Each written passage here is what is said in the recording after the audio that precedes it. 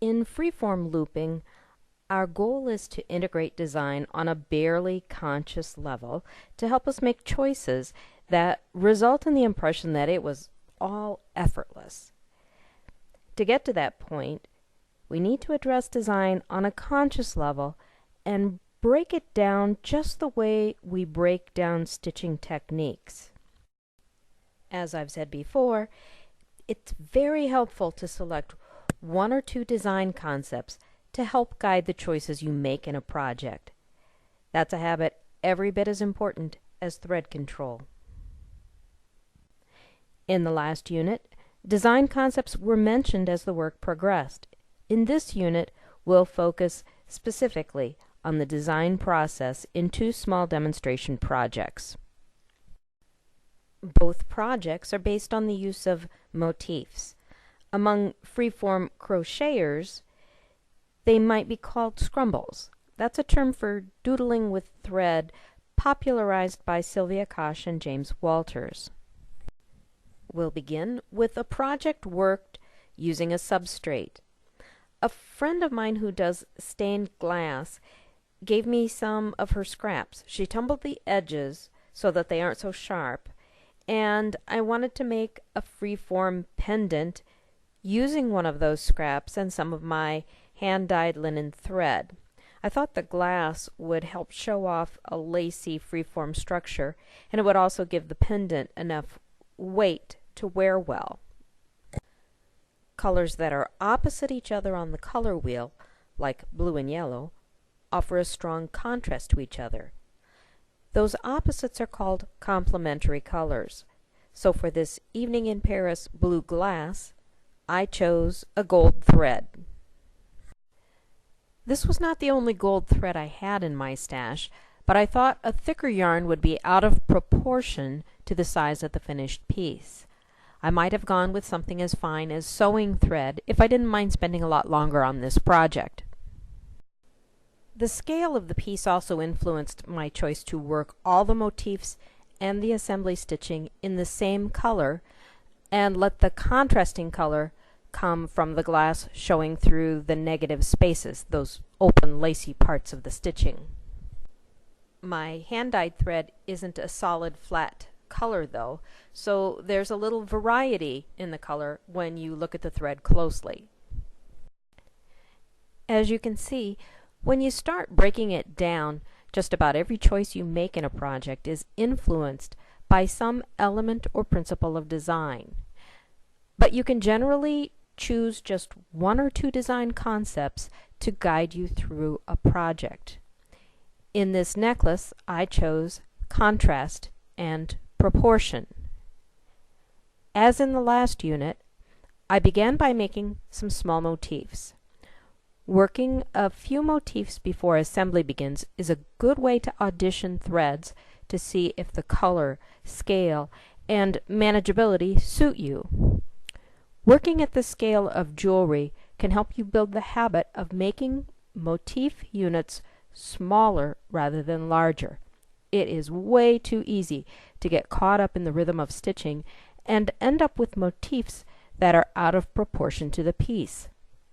I find it easier to add filling to a small element than to give up on what seems like a perfectly good motif that's just too large. Making some of those design decisions consciously early in the process lets you put design mostly out of your mind while you're stitching the piece, but not entirely. You'll need to stop and look at the piece periodically with design in mind. But when you do that, one trick in freeform is to pay more attention to what you've actually done, what you see in your hands, than to any idea you had in your head about how it should look. Base decisions about what to do next on what exists now. That doesn't mean you'll never ever be able to have a plan and execute it in a freeform style, but you can miss out on a lot of opportunities by dismissing something that could be wonderful just because it doesn't match the plan.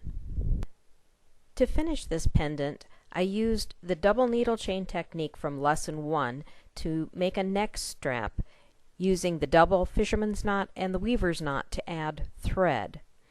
It's actually large enough to go over my head and hang the way I like, but to be sure, I made the end of the strap into a loop and added a small button on the back. For the second demonstration project in this unit, the design concepts I used to guide me were shape and repetition. There's no substrate in this project, which I worked in hand-dyed silk yarn.